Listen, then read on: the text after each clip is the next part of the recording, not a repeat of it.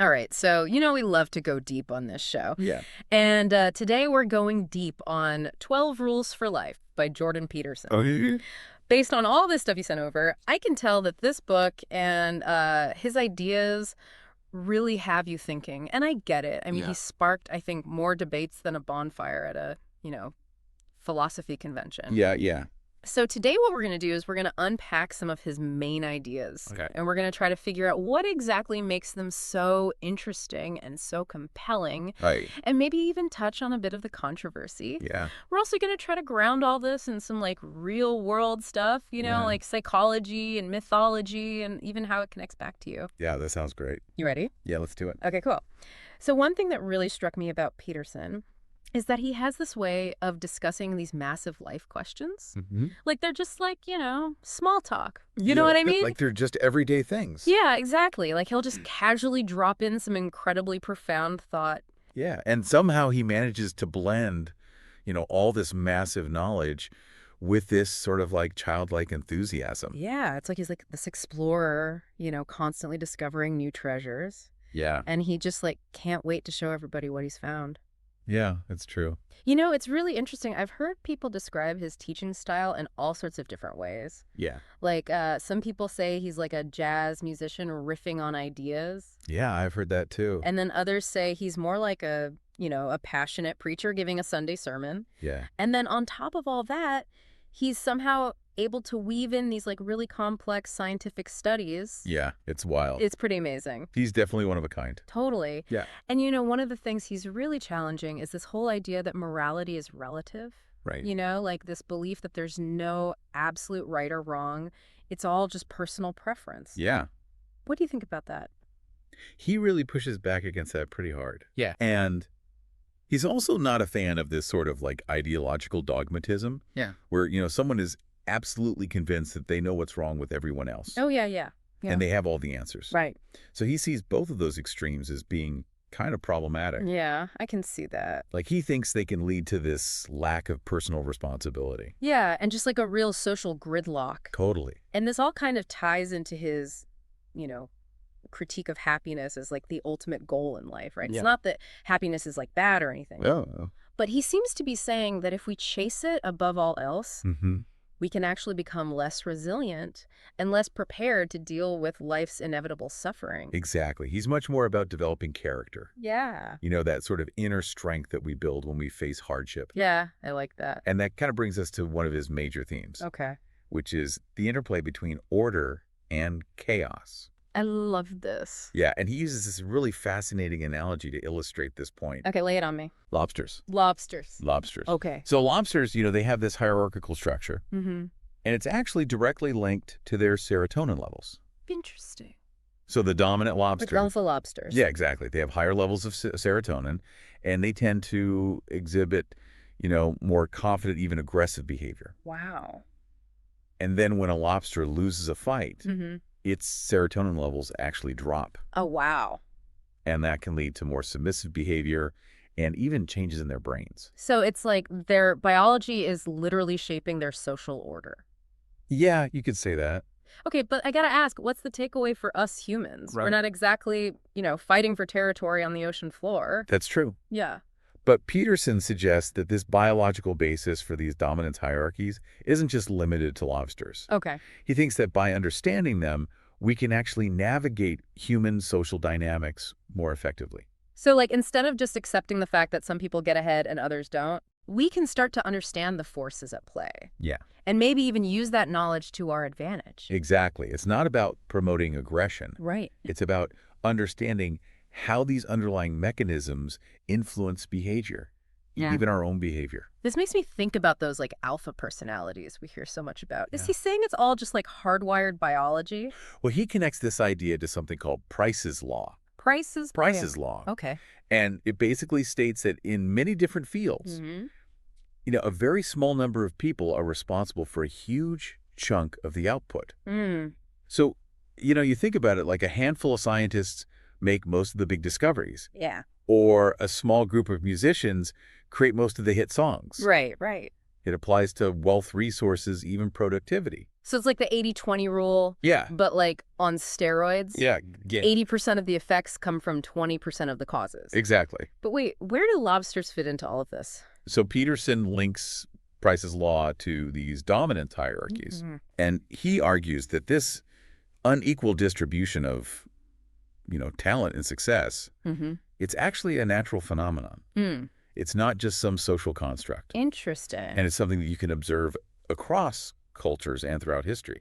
So he's saying we should pay attention to these patterns, Mm-hmm. even if they make us uncomfortable, because they're part of the reality of how the world works. Exactly. Ignoring them doesn't make them go away. Right. And it might actually prevent us from finding real solutions to real problems. Okay. I'm starting to see how this all connects. Yeah. It kind of makes you wonder how much of what we consider fair or just is actually shaped by our culture and not some objective truth. Right. And that brings us back to that dance between order and chaos. Exactly. What's this? He draws on this Taoist concept of yin and yang. Oh, yeah. The idea that these opposing forces are always interacting and influencing each other. Yeah. And nature itself is never truly static. Right. It's this constant dance between stability and change. So are we supposed to, like, embrace the chaos?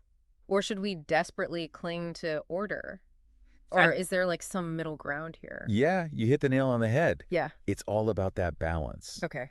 He even points out that different aspects of reality change at different speeds. Oh, that's interesting. Yeah, so some things are relatively stable, while others are constantly in flux. Wow. So it's this layered nature of reality that he really emphasizes. Yeah. And he says it's crucial for understanding our place in the world. So we often focus on what seems the most real or the most concrete. Yeah. But those might actually be the things that are most likely to change. Right. Meanwhile, there are these deeper invisible forces that are shaping the world in ways we might not even notice. Right. And one of those unseen structures we've been talking about is this dominance hierarchy. Yeah. It might not always be visible, Right. but it's a really powerful force in all of our interactions. It's interesting because we often try to pretend like those hierarchies don't exist, or we get really uncomfortable acknowledging them. It's true. Why do you think that is? Well, Peterson suggests that our discomfort might actually stem from our inherent awareness of our own vulnerability. Hmm. And he connects this to the story of the Garden of Eden. Okay, hold on. Yeah. From lobsters and dominance hierarchies to the Garden of Eden. I know it's a bit of a jump, Okay. but think of it this way. All right. When we were kids, the world seemed to revolve around us. Yeah. But then as we grew up, we realized that we're just one small part of this much bigger picture. Right. And that's kind of what Peterson's getting at with the Garden of Eden. Okay. It represents that moment Yeah. when humans awaken to their own limitation Right. and their own mortality. So like Adam and Eve realizing they were weighted, Yeah. vulnerable. Exactly. Yeah. And Peterson argues that this awareness is actually what separates humans from animals. Interesting. It's what makes us capable of both incredible good Yeah. and also terrible evil. Right, because we're not just driven by instinct. Right. We actually have the ability to make choices, Yeah, and those choices have consequences. it's true. Yeah. But that also means that we have the ability to exploit others. Right. I mean, we can use that knowledge to manipulate or to harm. It's a difficult truth, but you're right. Yeah. And he actually uses the story of Cain and Abel, Oh, wow. the ultimate sibling rivalry, Yeah. to illustrate this point. Yeah. But he says it's not just about jealousy between brothers. Right. It's actually about this potential for darkness within each of us. So Cain and Abel represent these warring impulses inside all of us. Yeah. This capacity for both good and evil.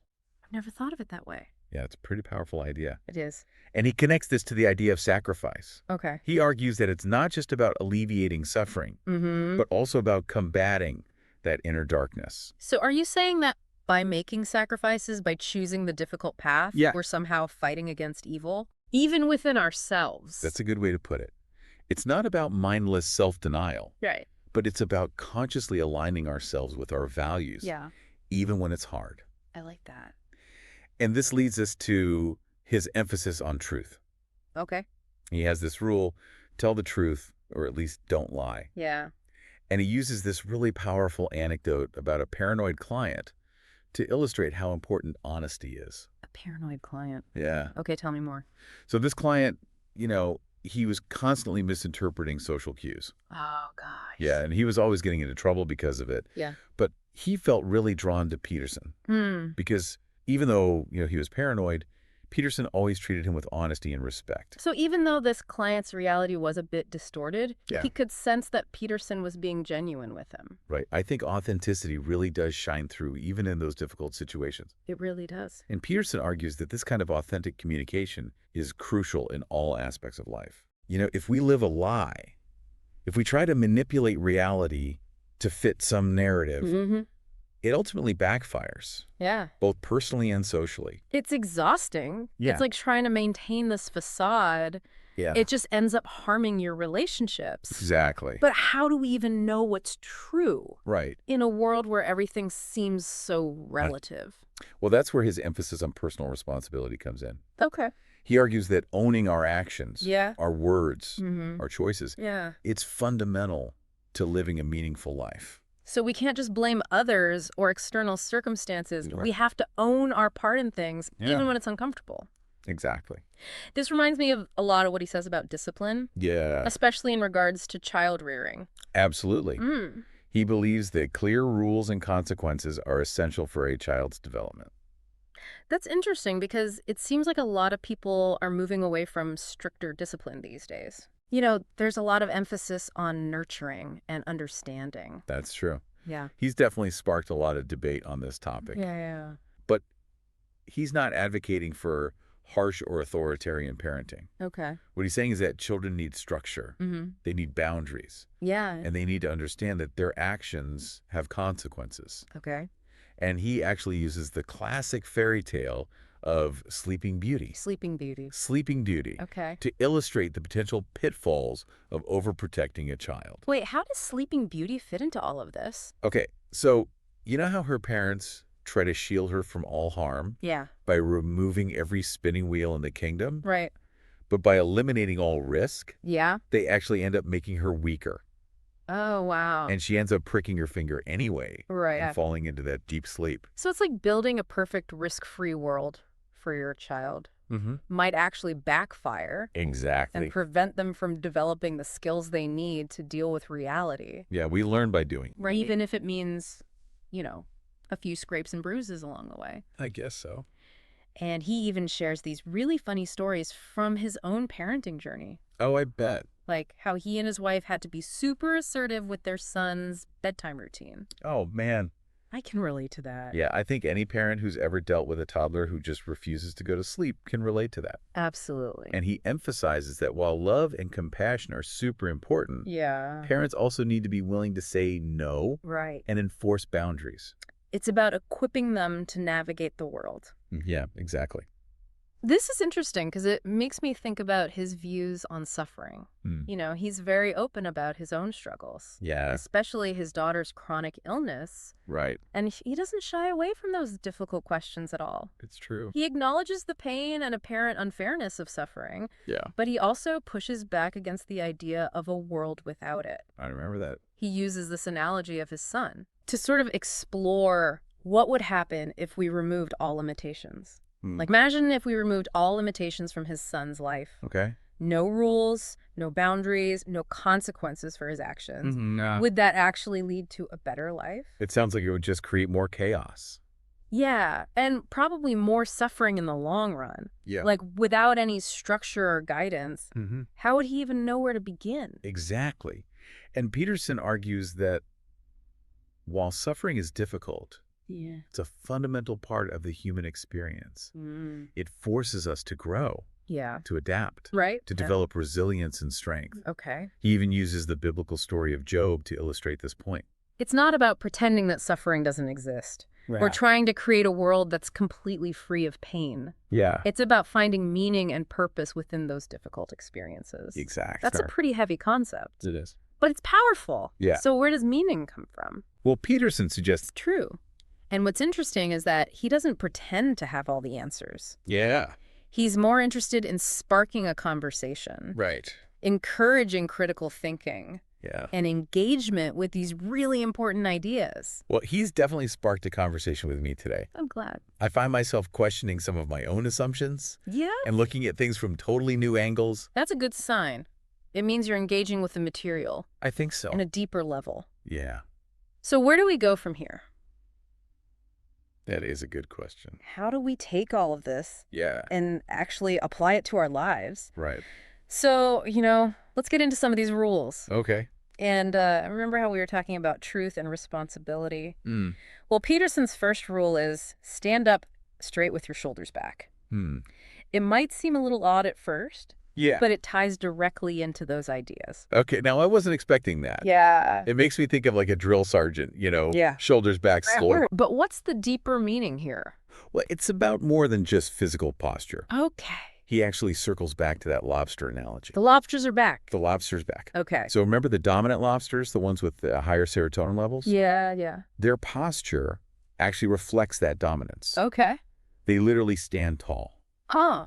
taking up space. Wait, so is he saying that our physical posture can actually influence our mental state? Yeah, he argues that by consciously adopting a posture of confidence and strength, we can actually influence our hormonal balance Wow. and even our brain chemistry. That's pretty mind-blowing. Yeah. Okay, but how does standing up straight connect to truth and responsibility? Well, think about it. Okay. When we stand tall, we're kind of embodying a sense of responsibility. Oh. We're taking ownership of our space, Hmm. and we're signaling that we're ready to face challenges head on. Is that a physical manifestation of saying, Yeah. I'm here, I'm present, Yeah. I'm ready for whatever comes my way? Exactly. And that ties into telling the truth. Okay. When we're slumped over, avoiding eye contact, Yeah. we're more likely to be deceitful or to avoid tough conversations. That's true. But standing tall, looking people in the eye, Yeah. that communicates honesty and confidence. This reminds me of that power pose research Oh, yeah. where they found that holding expansive poses, Mm-hmm. like standing with your hands on your hips, Yeah. can actually increase testosterone and decrease cortisol. Right. So you end up feeling more powerful and less stressed. Yeah, it's definitely related. Mm. But Peterson emphasizes that it's not about faking confidence. Right. It's about cultivating it from within. That makes sense. Yeah. And it makes me think of another one of his rules. Okay. Treat yourself like someone you are responsible for helping. Huh. Which sounds like a good recipe for self-care. Right.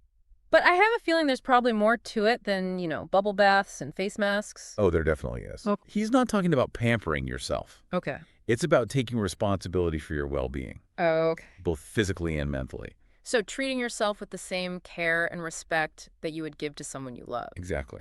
He points out that we often neglect our own needs Yeah. while we're busy, helping others. That's true. And he encourages us to ask ourselves this question. Okay. Would I let someone I cared about live in a messy apartment, eat junk food all the time, or neglect their health? Ouch. Yeah. Yeah, that hits a little too close to home. Yeah. It's easy to be hard on ourselves It is? and to let things slide when we're busy taking care of everyone else. Totally. But Peterson argues that this self-neglect can actually make us resentful Yeah.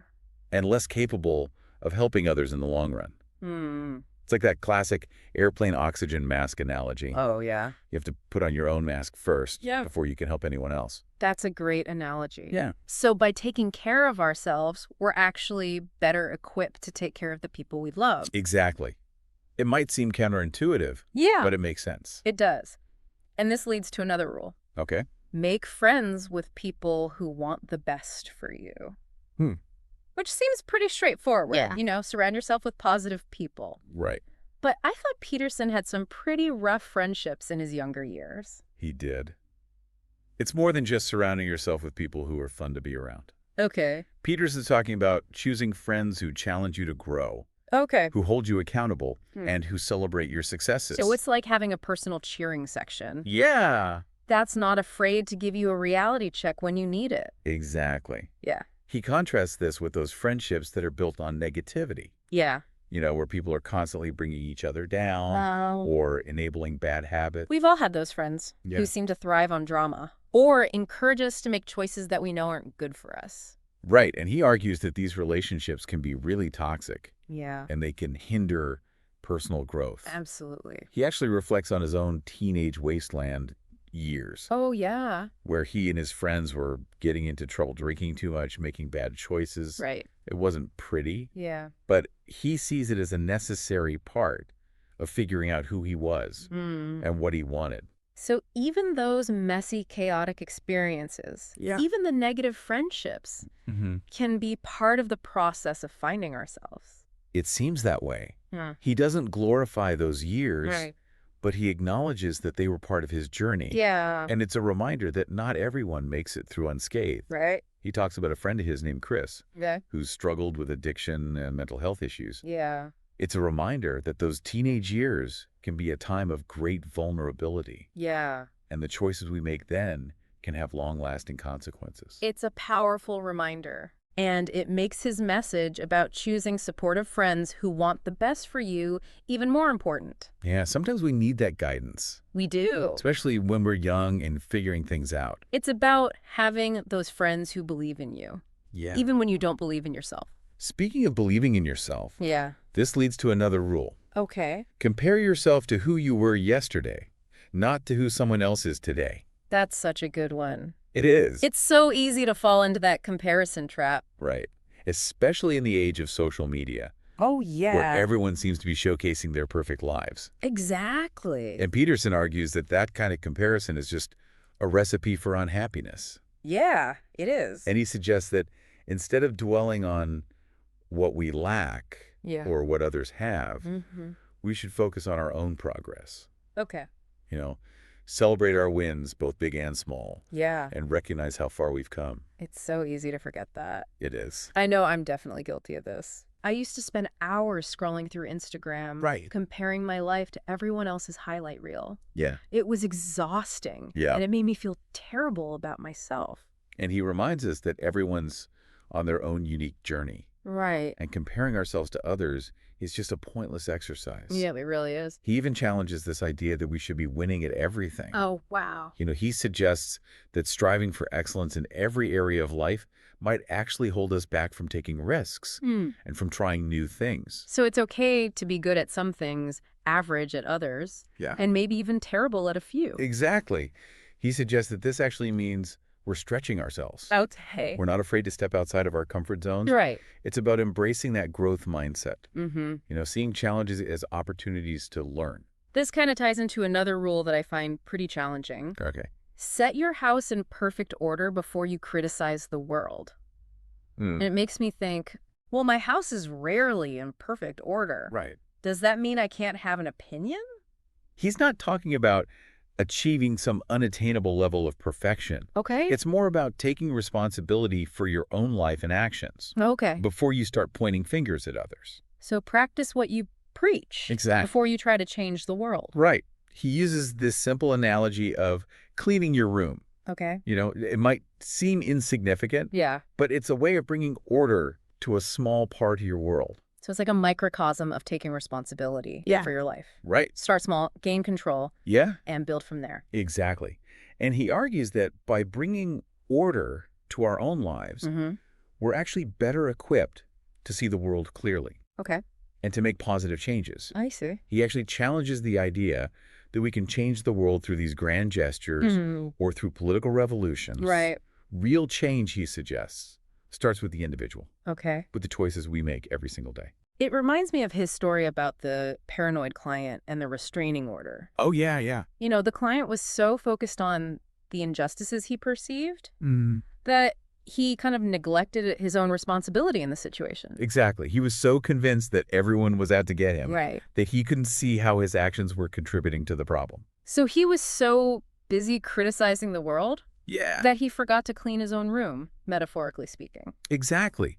Peterson suggests that focusing outward can be a way of avoiding our internal problems and our own responsibilities. So look inward first Yeah, before you try to fix the world. exactly. This is making me think about personal responsibility in a whole new light. Yeah. It's not just about avoiding blame Right. or taking care of our basic needs. It's about recognizing our power to make a difference, Yeah. both in our own lives and in the world around us. I think that's a really powerful insight. Yeah. And it actually leads right into another rule. Oh. Pursue what is meaningful, not what is expedient. Okay, now we're getting philosophical. A little bit. So what's the difference between meaningful and expedient? Well, Peterson sees expedient actions as those that are focused on short-term gain Okay. or pleasure. Okay. Meaningful actions, on the other hand, are those that align with our values Mm-hmm. and contribute to something bigger than ourselves. So choose the path that's right, even if it's hard, Exactly. rather than taking the easy way out. Right. He argues that we often default to the path of least resistance. Yeah. The one that offers immediate gratification, Oh. even if it leads us away from what truly matters. It's like choosing to watch TV instead of going for a run. Yeah. We know exercise is good for us, Right. but it's just so much easier to veg out on the couch. Exactly. Oh, man. Yeah. That's me. And he compares it to the concept of compound interest. Okay. Small, consistent investments can grow into a substantial sum over time. Just like small choices that align with our values can lead to a more fulfilling life. So it's about being intentional, making those small, seemingly insignificant choices each day Yeah, that add up to something bigger in the long run. exactly. They say Rome wasn't built in a day. That's right. And he connects us back to the idea of sacrifice. Okay. Pursuing what's meaningful often requires giving up something in the present Right. for a better future. So maybe skipping that extra slice of pizza tonight Yeah. isn't just about fitting into my jeans. It's Yeah. about making a conscious choice Yeah, that aligns with my values and my vision for the future. that's a great way to put it. He encourages us to ask ourselves, Okay. what am I willing to suffer for? Wow. What values or goals are so important to me Yeah. that I'm willing to endure hardship to achieve them? That's a really good question. Yeah. I need to think about that one. Yeah. It really gets to the core of what motivates us. Yeah, it does. And it circles back to another rule that we touched on earlier. Okay. Tell the truth, or at least don't lie. Wait, haven't we already covered that one? No, we have. But it's so central to his work Okay. that it's worth revisiting. Okay. He argues that truth-telling isn't just about being honest with others. Okay.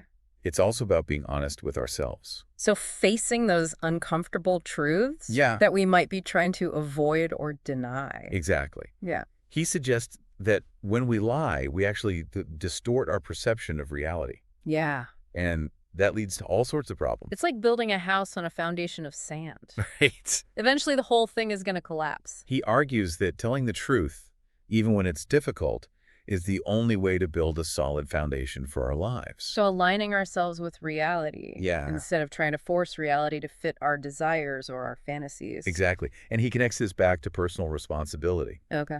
Being honest with ourselves means owning our actions and choices. Mm-hmm. And that empowers us to make positive changes. I like that. Yeah. I've always really appreciated how Peterson's is willing to share his own personal stories, even the ones where he messed up. Yeah. And what he learned from it. He's not afraid to be vulnerable Yeah. and admit his flaws. And it makes him seem so much more human It does. and relatable. Yeah, and that vulnerability actually makes his message even more powerful I think so too. because it shows that he's not speaking from some ivory tower. Right. He's been in the trenches. Yeah. He's messed up. Yeah. He's learned from it, Mm-hmm. and he wants to help others do the same. It's like he's saying, hey, Yeah. I'm just a regular guy Yeah. trying to figure things out. Right. Join me on this journey. Exactly. I love that. Yeah. And that leads us to another rule Okay. that encourages open-mindedness. Okay. Assume that the person you are listening to might know something you don't.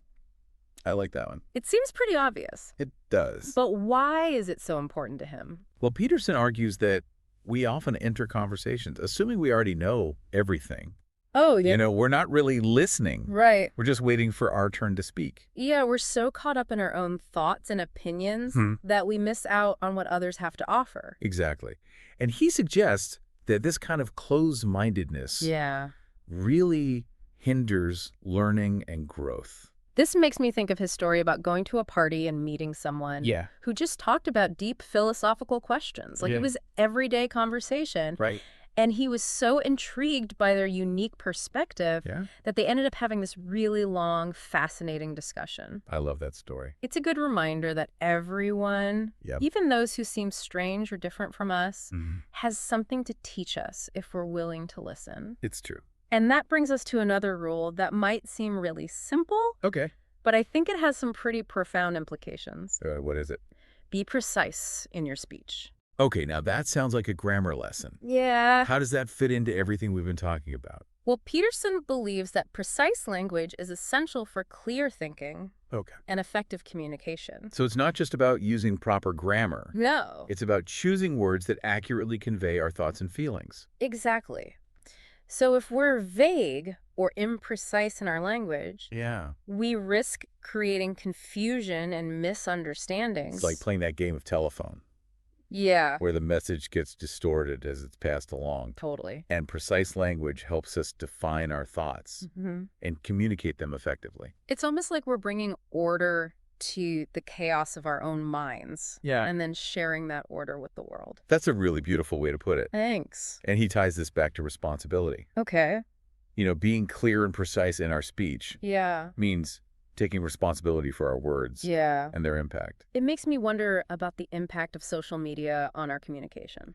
It seems like we're constantly bombarded with these short, attention-grabbing messages Yeah. that don't really leave much room for nuance or precision. That's a great observation. Yeah. And it actually leads perfectly into a rule that at first glance seems completely unrelated. Okay, I'm intrigued. Do not bother children when they are skateboarding.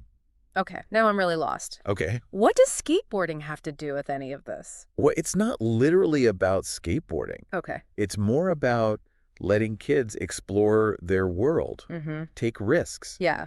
and develop their own sense of competence. Okay. And he uses skateboarding as an example of an activity that's both challenging and enjoyable. I mean, it's kind of like those state stoppers Oh, yeah. that they put on ledges and rails to prevent skateboarding. Yeah. It's like he sees them as symbolic of this culture that's become too risk-averse, Yeah, too focused on safety at the expense of freedom and adventure. exactly. He argues that this kind of overprotection can actually stunt kids' development and prevent them from learning how to navigate the world.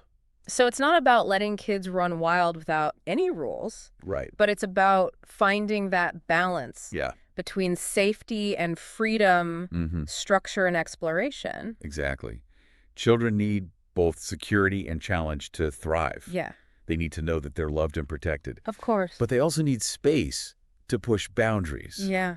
and develop a sense of mastery. He talks a lot about his own childhood. He does. Growing up in rural Canada, Yeah. playing in the woods, exploring abandoned buildings, getting into all sorts of mischief. Right. It sounds like a very different childhood from what many kids experience today. Yeah, and he reflects on how those experiences, while sometimes dangerous, Yeah. actually helped him develop independence and resilience Mm-hmm. and a sense of adventure. He learned through trial and error, Right. through firsthand experience, Yeah. rather than being sheltered from all risks. It makes you wonder if our obsession with safety and these sanitized childhoods. This is actually doing more harm than good. Are we preventing kids from developing the skills they need to face the real world? That's a really interesting question. Yeah. And it leads to another rule that encourages us to appreciate the simple things. Okay. Pet a cat when you encounter one on the street. Okay. You've officially lost me. I know it sounds a little strange. I love cats. Yeah. But what does this have to do with anything? Well, it's not really about cats. Yeah. It's more about appreciating those small moments of joy and connection, Okay. even in the midst of chaos. It's about being present rather than getting lost in our thoughts or anxieties. So it's like stopping to smell the roses. Exactly. Or taking a moment to listen to the birds singing. Yeah, he uses petting a cat as a metaphor for being open to these unexpected encounters. Oh. Finding beauty in the ordinary. Yeah. And he suggests that these small moments of appreciation can actually help us cope with stress and find meaning in our lives. It's like those little sparks of joy that can brighten even the darkest of days. Exactly. And I can see how that ties into his emphasis on gratitude. You're right. He believes that practicing gratitude, even for small things, can have a profound impact on our well-being. So focus on what we have rather than what we lack, and choose to see the good even when things are tough. That's the essence of it. He argues that this shift in perspective can lead to more joy and contentment in our lives. This kind of brings us back to the pen of light analogy. Yeah. It's about choosing to focus on the light, on the good, even when we're surrounded by darkness. Exactly. And it's not just about personal happiness. Okay. He challenges us to think about our legacy. Yeah. The impact we want to have on the world. What kind of mark do we want to leave behind? Wow. It's that pen of light question again. Yeah. What words do we want inscribed on our souls? Okay, so we've covered a lot of ground here. And it's clear that Peterson's ideas about personal responsibility, truth-telling, and finding meaning, Yeah. they're not just abstract concepts. Yeah, they're no. They have real-world implications Yeah. for how we live our lives, Yeah. how we raise our children, even Mhm. how we interact with strangers on the street. He provides a really helpful framework for thinking about these big questions. Yeah. And he does it in a way that's both intellectually stimulating Yeah. and deeply personal. It's definitely made me reevaluate some of my own assumptions and behaviors. Yeah. So where do we go from here? That's a great question. How do we take all of this and actually apply it to our lives? Well, that's something we're going to explore further in the final part of our deep dive. Okay. We're going to delve into his ideas about meaning, purpose, and the search for the divine in a secular world. I can't wait. Bring on the existential ponderings. All right. So, we've been talking a lot about meaning and purpose in a world that doesn't always, offer easy answers. Yeah. Right. And I think one of the things that Peterson does really well is he takes these like ancient wisdom teachings, Yeah. like seek ye first the kingdom of God. Right. And he interprets them in a way that even people who aren't religious can relate to. Yeah, he suggests that it's not necessarily about like a literal heaven or anything like that. Okay. It's more about orienting yourself towards the highest good, Okay. towards what's true and meaningful, Yeah. even when everything around you feels like it's falling apart. I've always found that passage kind of mysterious. Yeah. But thinking of it as like finding a guiding principle to help navigate the chaos of life. Right. That makes a lot more sense to me. He argues that in a world where traditional religious structures might not hold the same weight that they once did, Right. it's even more important for individuals to figure out their own sense of meaning and purpose. This reminds me of how he talks about the pen of light analogy, Yeah. and he asks himself these questions. Like, what shall I do tomorrow? Right. What shall I do next year? Yeah, and he's not looking for answers from some external authority. Right. He's searching within himself. So it's about taking responsibility for your own spiritual path, Exactly. even if you're not following a traditional religious route. Right. And he ties this back to sacrifice. Okay. Finding meaning and purpose often requires us to make sacrifices, Yeah. to let go of things that are comfortable or familiar, Right. to pursue something greater. So it's not about seeking comfort or pleasure. Yeah. It's about striving for something more, Yeah, something beyond our individual wants and needs. exactly. And I think throughout history, people have found meaning in serving something larger than themselves. Right. Whether it's a religious faith, Yeah. a social cause, or creative pursuit. It's like finding your calling, Yeah, something that gives your life direction. exactly. I remember feeling so lost after college. Like, I had no idea what I was supposed to do with my life. Right. It wasn't until I found a career that aligned with my values Yeah. that things started to click into place. And that's what he's getting at. This search for meaning is a fundamental human need, Yeah. even if we're not always consciously aware of it. It makes me think of his example of the chimpanzees Oh, yeah. that engage in this brutal intertribal warfare. Yeah. It's a pretty disturbing example. It is. But he suggests that their behavior, while horrific, Yeah. could be driven by a sense of meaninglessness Yeah. that leads to this violence and destruction. And it makes you wonder, as humans, with all of our complex thoughts and self-awareness, Right? are we even more susceptible to that kind of existential despair? It's a disturbing idea, It is. but it raises some really important questions about the human condition. Yeah. What happens if we don't find ways to channel those anxieties into something positive, Yeah. something that creates order instead of chaos? Right. Could we end up on a similar path? So we need to find healthy outlets for those anxieties. Right. Ways to create meaning Yeah. and contribute to the world in a positive way. And he argues that one way to do this is through the pursuit of truth. Yeah, he sees truth-telling as not just a nice thing to do, Okay. but a moral imperative, a way to align ourselves with what's good and right. It's interesting. He tells that story about throwing a kid off a playground structure I remember that. for bullying his daughter. Yeah. It was clearly a moment of righteous anger. Yeah. A refusal to tolerate injustice. It seemed extreme, It did. but I can understand the impulse to protect your family Yeah. and to stand up for what's right. It's about having the courage to confront evil, Mm. even in its smallest forms. Sometimes you have to be the one to say enough is enough. Exactly. Yeah, And he links this back to personal responsibility. of course. We each have a responsibility to speak the truth, Yeah. to call out injustice, Hmm. and to contribute to making the world a better place. Yeah, even in small It's ways. like that ripple effect. Yeah. Even small acts of kindness or courage can create positive change that extends outward. And he suggests that this kind of ethical living, this commitment to truth and goodness, Yeah. is ultimately what gives our lives meaning. So meaning isn't just something we find. Right. It's something we create through our actions and how we choose to live. Exactly. He challenges us to think about the legacy we want to leave behind. Okay. What kind of impact do we want to have on the world? It's that pen of light question again. It is? What words do we want inscribed on our souls? Wow.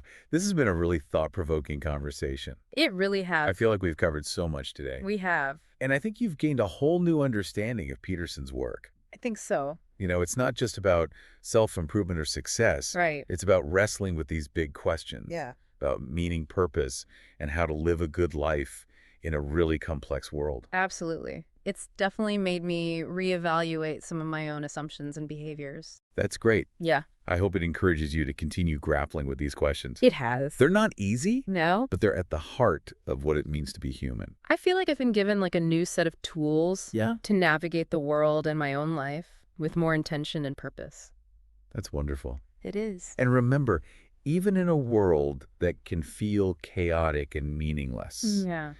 there's always the potential for finding meaning, creating order, and making a positive impact. That's a really inspiring thought to end on. Yeah, Thanks for guiding me through this deep dive. of course. It's been a pleasure. It really has. It's been an incredible journey.